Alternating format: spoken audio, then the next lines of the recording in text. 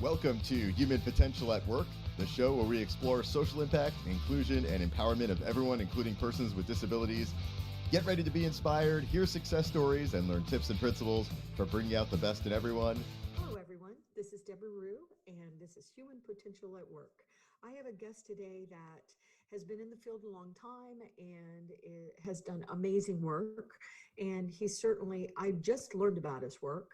I forget who told me about him, so I apologize.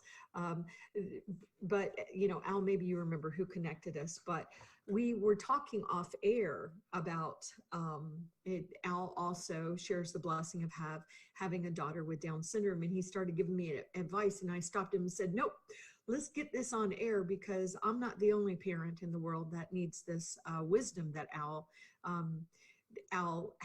possesses, and so let me get him on. Let me get him on talking a little bit more about what he's doing. But Al, welcome to the program. I know that you have done some really amazing things. You've created something called Plan Lifetime Advocacy Network, the Plan.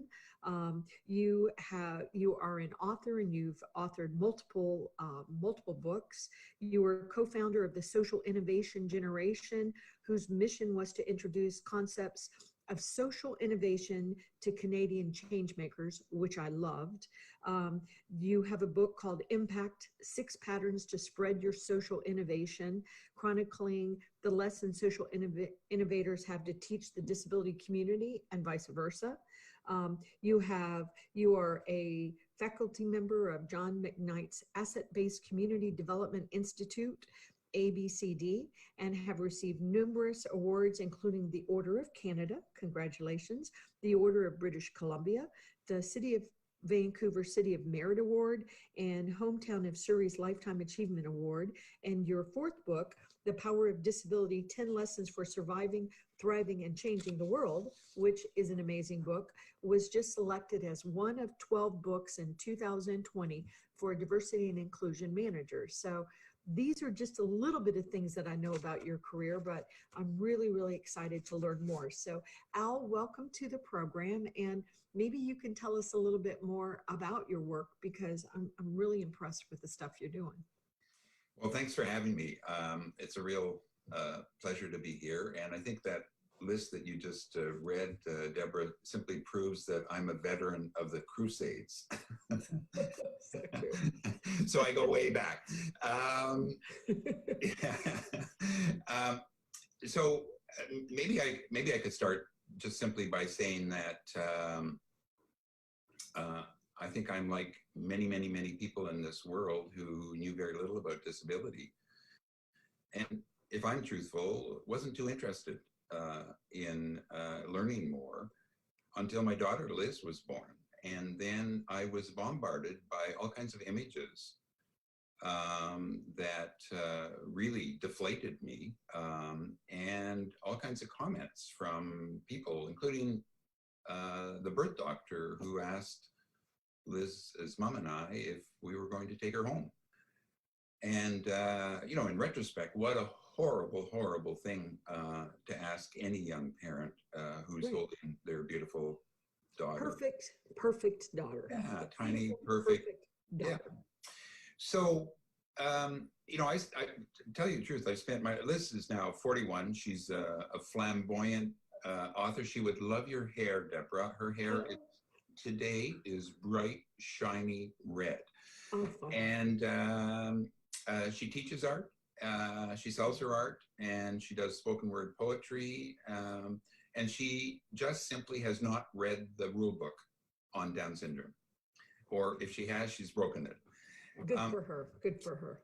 But, I have to say that it's really caused me all through her life to wonder what existed in the culture that made me, first of all, disinterested in disability, right. And then, secondly, seeped into the medical profession, the education profession, our corporate and business world, and in government.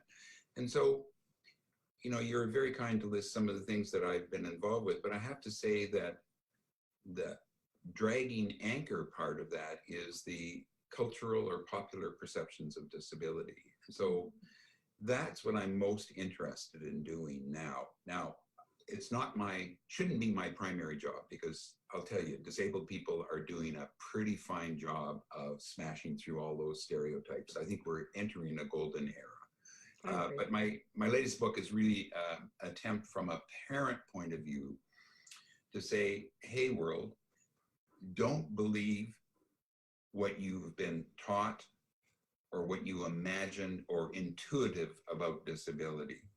Pay closer attention and you will see a treasure trove of wisdom, advice, and experience for virtually every challenge you have, either personally or organizationally or societally. And so that's where I'm coming from, you know, with the book and with my life, I guess. I suppose I could say with my purpose, probably similar to yours.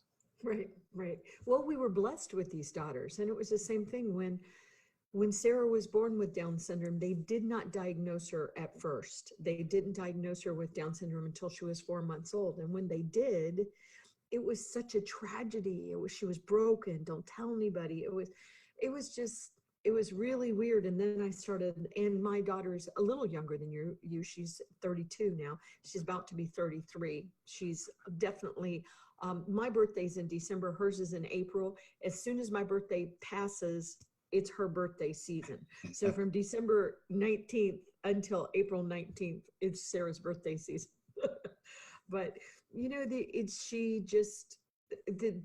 everything that was out there at the time, and often still the case, it was such doom and gloom. And, you know, she wasn't going to do this, she wasn't going to do this, she wasn't going to do this. It was just very depressing and very hard. And I felt sorry for parents that get the diagnosis right as the child is born, because, you know, I was a little out of it after giving birth to her. So I had 4 months with this perfect baby girl to learn her. And she had a very gentle soul. She was a sweet baby. I thought she was perfect. But the doctors had another vision of, you know, what she was. And I'm like you, it's not that I didn't care about people with disabilities. I just didn't know. I thought I didn't know anybody with disabilities. Yeah, yeah. And so it hadn't come really into my life at the time to where I was aware of it. Now looking back, I realize I was surrounded by it the whole time. I just didn't realize it. Yeah, yeah. I mean, that's such a critical point too. I mean, people with disabilities are the largest minority group in the world, Deborah. Like, that's a fact. There's Right. nothing padded in those statistics or not. That means 1 in 7 people globally have a disability. And here's the thing. They also have parents like you, and brothers and sisters, and lovers, and spouses, and friends, and allies. And a modest or very conservative estimate of that network is another 3 in 7. So the reality is 4 in 7 people in the world are directly connected to the experience of disability, but yet it's not harnessed, it's not mobilized, it's not yet a movement in which everybody's moving in the same direction. And I think that's what we're about to, you know, to see in this early part of the 21st century. I agree. And the 1 in 7 number is from the World Health Organization, as you would know, Al. But we know and suspect that the numbers are much higher, because not all countries do demographics and do census to track the demographics, I should say. Now, here in the United States, 1 in 4 adult Americans identify as having a disability, according to CDC. In your country, in Canada, we're hearing 1 in 5. In the UK, in Europe, 1 in 5. So even if it is 1 in 7, it still, the point is, people with disabilities are people, and we all are in these beautiful, fragile bodies. And if you're not born with a disability, like our daughters were, you know, and it's not a threat, you're going to become disabled. But the reality is, we need to redefine what it means to truly be human, especially at a time when we're moving into artificial intelligence and when we haven't even really embraced what it means to have intelligence, I think. Yeah. Yeah. Because our daughters, certainly people would think we're not intelligent, and I would totally disagree with them. Yeah. You know, you've just sent shivers down my spine because you're one of the few people in the disability world who's paying attention to the new challenges that people with disabilities face, because the issue generally with people with disabilities isn't their talent and ability, it's the barriers, physical barriers, as well as metaphorical barriers that exist to prevent people from disabilities from showing us what they've got. But you're now identifying additional barriers that we have to start paying attention to. And that's going to require a concerted action. Yeah, I agree. You know, Al, I was thinking about, as you were talking, I was thinking about the amazing Dr. Caroline Casey, who I've had on the program a couple of times, I think, and she's created the Valuable 500. And she modeled the Valuable 500, in case you haven't heard about it. Have you heard about it? I have. So Carolyn is a friend, and I think she's the person who linked us. All right. And Carolyn and I are both Ashoka Social Enterprise Fellows. And so we've met through that container, if you will. Yeah, I mean, she is amazing. So please, I interrupted you. Please go on. Yeah, no. But yeah, you're probably right. I adore her.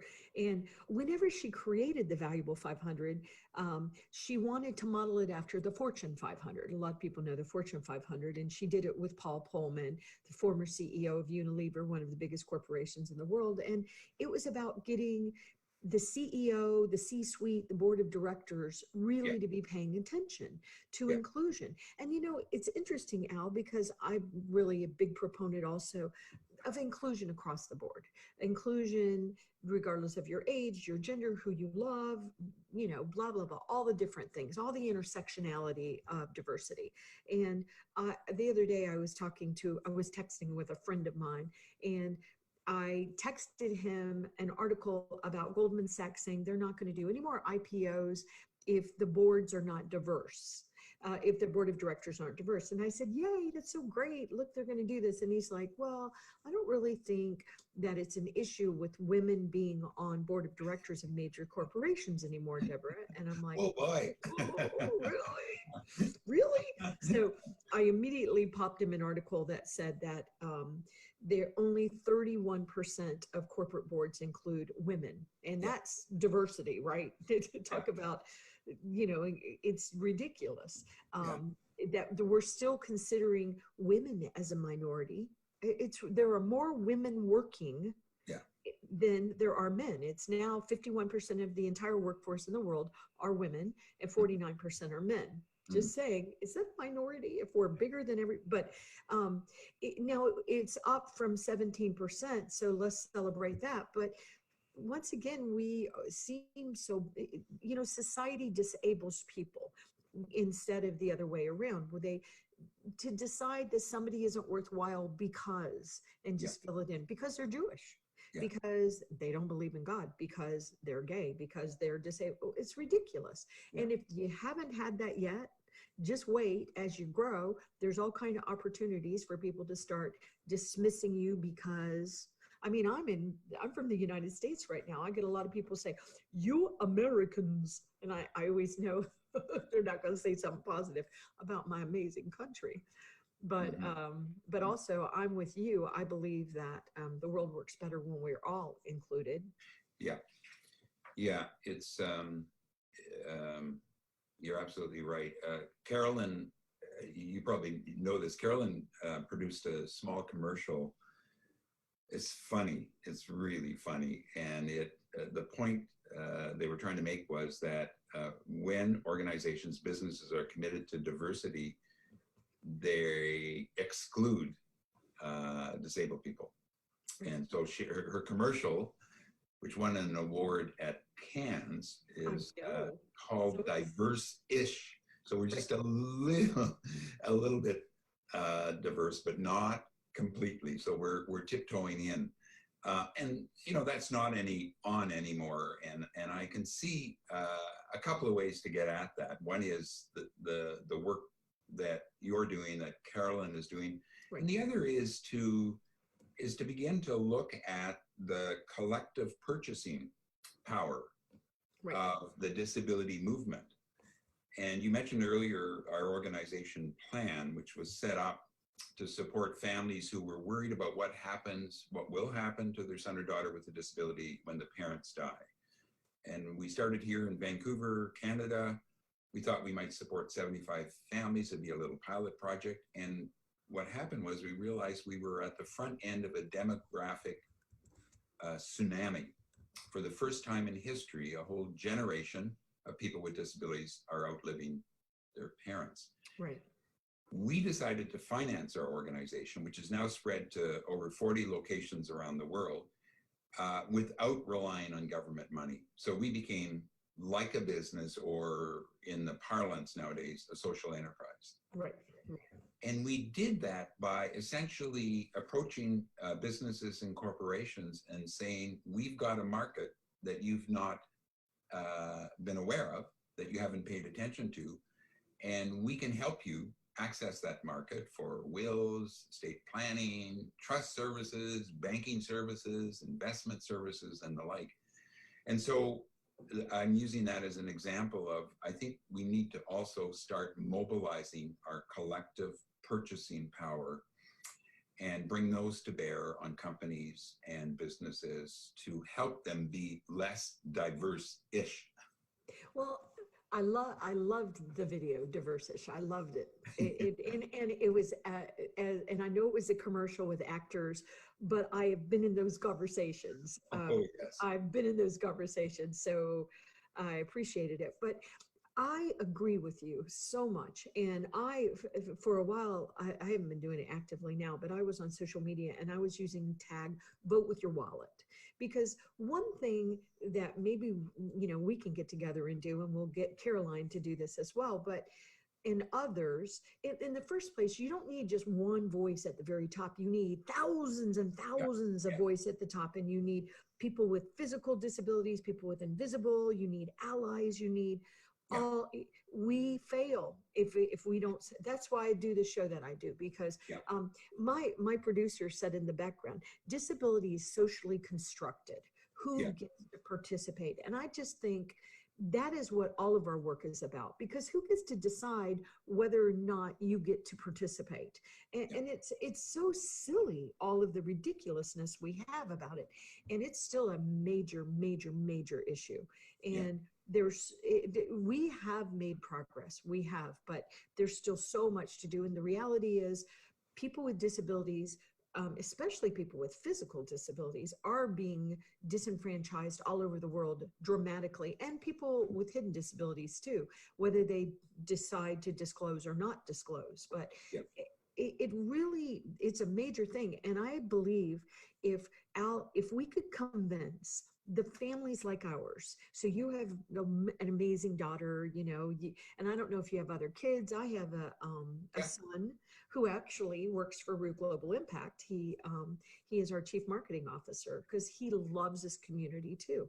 But so you take our families and you start multiplying it out by the numbers that we presented, the 1 in 7 of WHO, the 1 in 4, blah, blah, blah.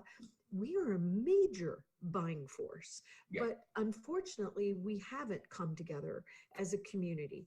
And I see lots of infighting, I'll give you an example. The other day I was talking to an amazing woman that was born with severe hearing loss, and she has, she wears very, very strong. I was trying to think if she had cochlear implants. She doesn't. She wears very, very strong hearing aids. And how she chose to live her life, and I'm saying that words very specifically, is she reads lips. She never learned to sign, and she's very good at reading lips. She's very good, and she has very, very strong hearing aids. And one time, a friend of hers was at a campus where there were people that were signing, and she she wasn't meaning to snoop on them, but she also could read sign language. And she realized at one point when she's eating her lunch, she realized that they brought up this mutual friend of ours. And they said, oh, I love her work. She's amazing. She's great, but she doesn't sign. So I can't support her. Things like that are not good, because if we really looked at what it is, what is the disability movement about? And I think we can learn a lot from the LGBT community where they came together, right? Yeah.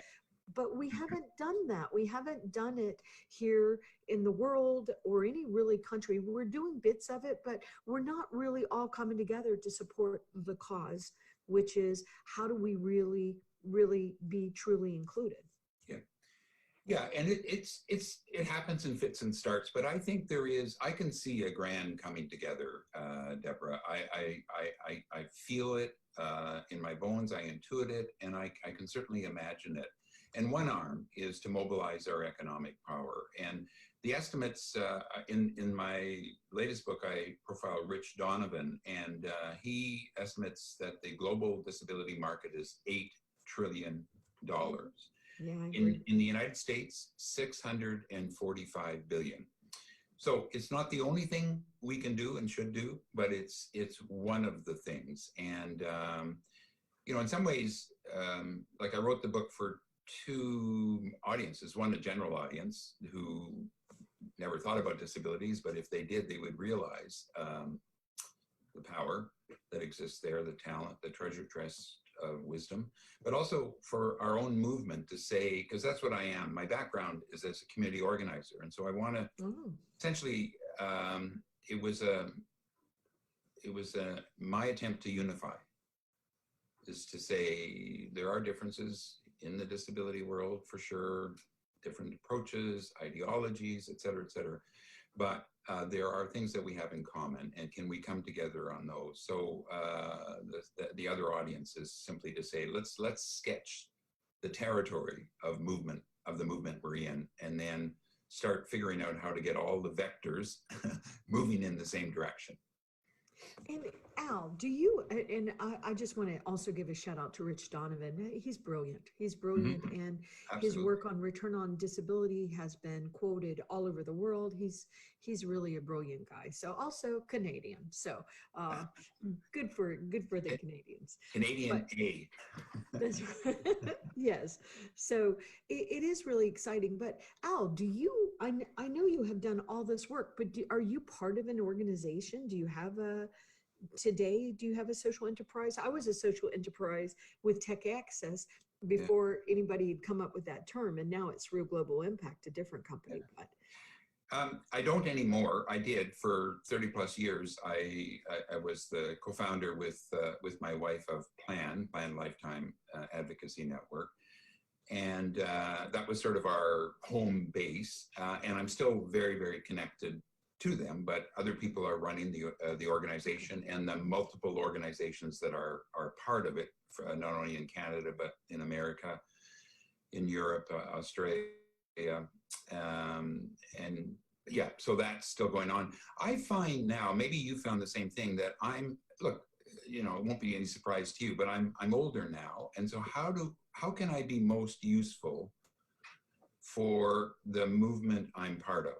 Right. What are my responsibilities? And so I'm trying to pay attention to areas that I couldn't when I was younger, or when I was running an organization and my head was down and I was raising, my wife and I have 5 children. You know, when you're raising family, you're busy.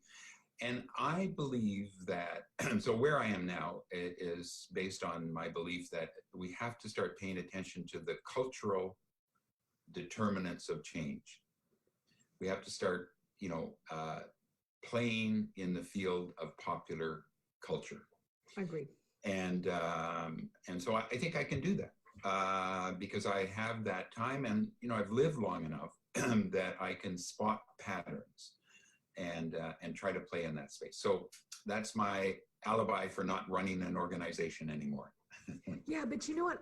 You're right. And as I've gotten older and tried to really embrace my age as an elder, which is one reason why I did the purple hair, because I thought, I'm not going to keep dyeing it blonde and pretend like I'm not 60. I am, and I'm proud of that. But I'm going to have some fun with it.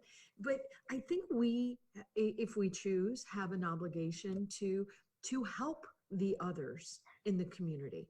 And that's one reason why I do this show, and we also do Access Chat, because we have to tell the stories to make sure that people understand we actually are making progress. There's a lot to do. Unfortunately, there's infighting. There are people that forget, and I understand how this happens, because the amount of money my family has personally invested in this work would be shocking. It shocks me. I try not to calculate it too much, but just the loss of income. I was in the banking industry being paid very, very well. I became an entrepreneur, and people, and Doug and I, my producer, we've talked about society not really wanting to pay for work that is considered social good.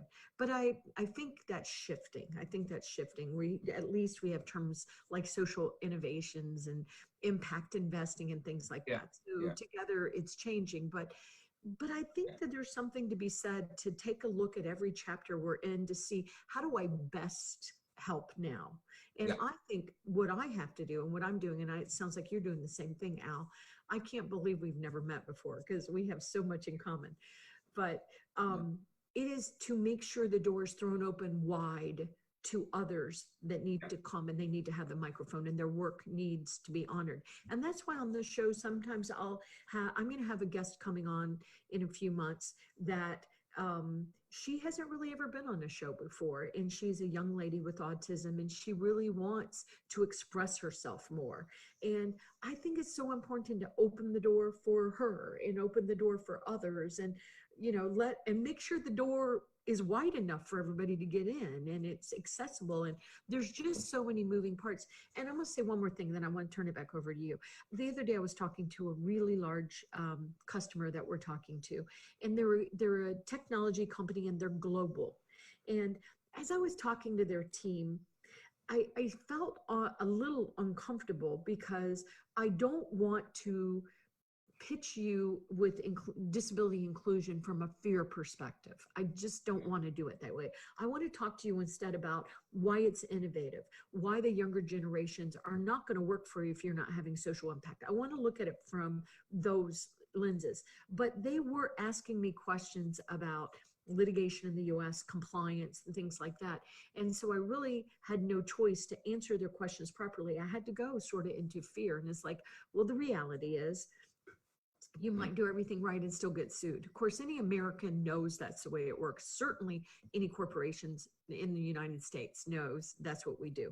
And we can criticize litigation, but it actually has had impact. We're having our Americans with Disabilities Act just 30 years old this year. I don't think we would have had any progress or much progress if we hadn't started suing corporations as a society. But how do we do a better job, Al, of making sure that the doors really are widely open? There's no stairs to get in the room, and so that people with disabilities can really own their best selves. Mm-hmm. Yeah, well, I may be repeating some of the things that we've already talked about, but if you think of all the things that are going on already, that are in play, the mobilization of our economic power, the lawsuits, the frontline advocacy, the people who are working in the cultural dimensions of change like you, all of those things are going on. So for me, as an old-time community organizer, I say what hasn't happened is stitching those all together into a fabric that then blankets, our society. And I'm very, very taken by the work out of San Francisco of a woman by the name of Mia Mingus. And she is using essentially the phrase, access is love, disability justice is love. And this comes from an American theologian who used to be an advisor to many of your presidents. And he's also the author of, the Serenity Prayer that they repeat at the beginning of AA meetings. Well, he also coined this phrase, justice, love.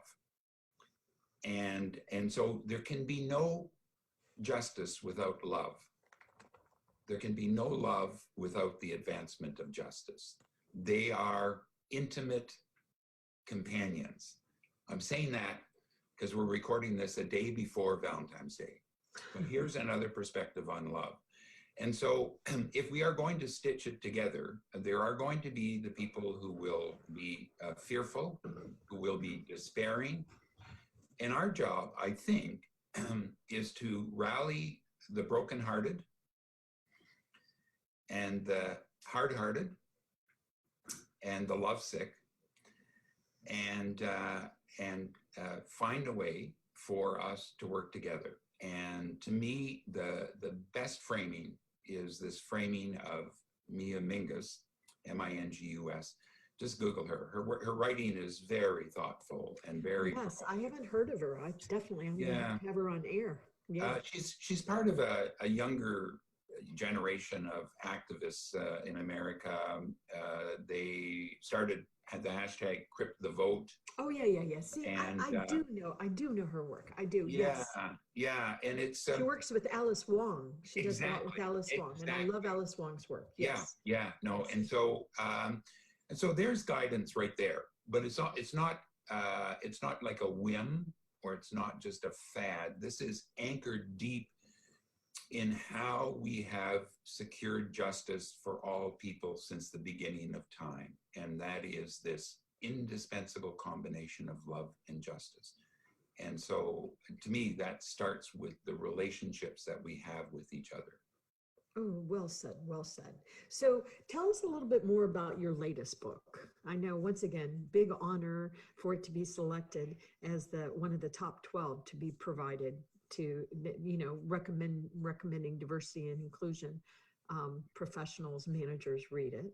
Yeah, wasn't that a hoot? I mean, even my publisher was reluctant to advertise this as a business book, but I saw it as partly that. I mean, my dream would be that this would be available to companies to distribute to their employees.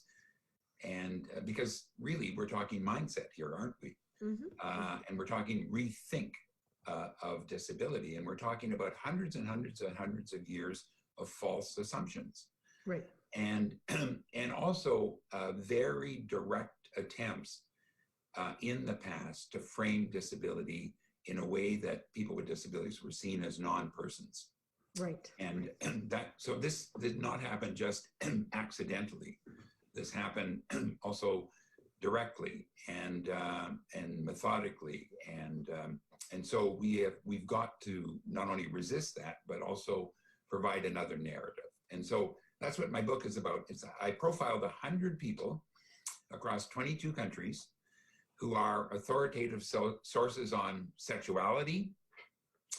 So you want to spice up your love life, on justice, on democracy, on science, on metaphysics, on theology, on music, poetry, and whatever. And I think I'm the most proud of the fact that one of our disability leaders, Michael J. Fox, gave me a really beautiful endorsement. And I love his work. Love his work. He's an amazing I do too. man. Yeah, he's and I certainly do. He's wise and humble, but also assertive, and he doesn't sit on the fence in expressing his beliefs. He's vulnerable, and he will open doors. I mean, my name will not be well known to the world, but his name will open doors. And so I'm hoping that people will read the book. And he is also profiled in a chapter called "A Funny Thing Happens on the Way to the Future." Because the reality is that, I don't know if I can say this on your podcast, but SH.T things happen to all of us. And the sheer reality is that really this is not a book about disability.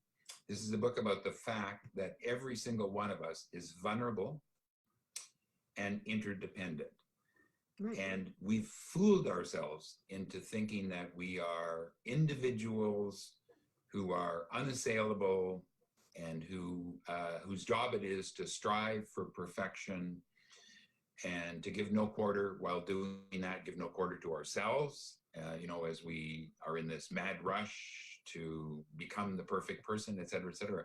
And the sheer reality is that that's not who we are. The truth about all of us is that we are vulnerable. And that mindset, that perspective on life can unite us, Debra. It can unite us. So in that sense, the book is, I think about the power of disability as the largest minority group in the world that reaches at least 4/7 of the planet. It's the power of people with disabilities to unify us. That's in a nutshell what the book's about. Yeah, and it's just so interesting because you do see there are cracks in the wall. There is a sea change happening. There definitely is. And I haven't read your book yet, but I'm going to get a copy of it. And I definitely want to recommend that we all go and get a copy of it, but also give reviews. It's very important to give reviews. It's so hard to get reviews. I'm blessed to also be an author, and you can pay for reviews. Well, I don't want to do that. I want them to be authentic, and I know, Al, you're the same way. So, buying the book is a blessing, but reviewing the book is really, really helpful for the author. So I will definitely give you a review on there. But Thank you. So let me, I know we're out of time, and I can tell I could talk to you for a really long time, but tell the audience how they can find your book, how they can find out more information about you, and we'll also include the links. Okay. And how can we support the work you're doing? Let me just give you the final words for the show today. Well, thank you. What a delicious offer. Maybe the easiest way is to just, and you'll probably do this anyway, is just to access my website. And I know I've got a kind of strange sounding last name, but if people just Google www.Etmanski, my last name.com, but lots of information about all my books and the work that I do. And it's essentially about shining the light on the good work that others are doing. That's all I try to do. See, that's what I do too, Al. Exactly. We are sisters We're and brothers. twins. We are brothers. We just have different mothers, but we are. I know it. I knew it as soon as I got introduced to you and I read about you. And the way to support it, for sure, reviews. If you've got a book group, and I can help get a book to you, so that you can decide whether you want it for your book group. And what I'm starting to do is I don't do book launches. I host Power of Disability celebrations and concerts. Ooh. And we bring storytellers and musicians and poets together for an evening of entertainment and performance. Wow. That is celebrating the power of disability, but it's not really about disability. So if you get what I mean. And so that we get 200-300 people showing up. We have a little bit of popcorn and Kool-Aid or something like that afterwards, or something better. And so if anybody wants to do that, they can contact me via my website, or you're more than willing to put my email on your distribution too, Debra. And are you on social media?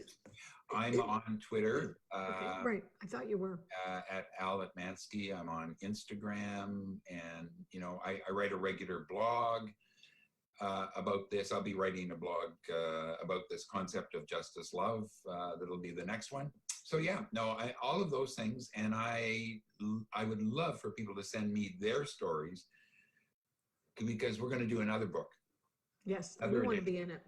I know my daughter would love to be in it. So for 100 more stories and 100 more stories, or let's do an edition for the UK, or let's do a special for America, or etc. That would be so cool.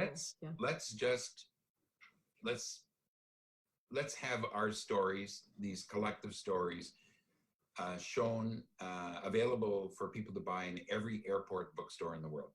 How's that? Yes, I agree. And also, I think you should work out a deal with Caroline to make sure every corporation that signs up for the Valuable 500, so far we have 237 signed and 250 in queue, and when we get to 500, we're going to end, we'll go to the 5,000, valuable 5,000.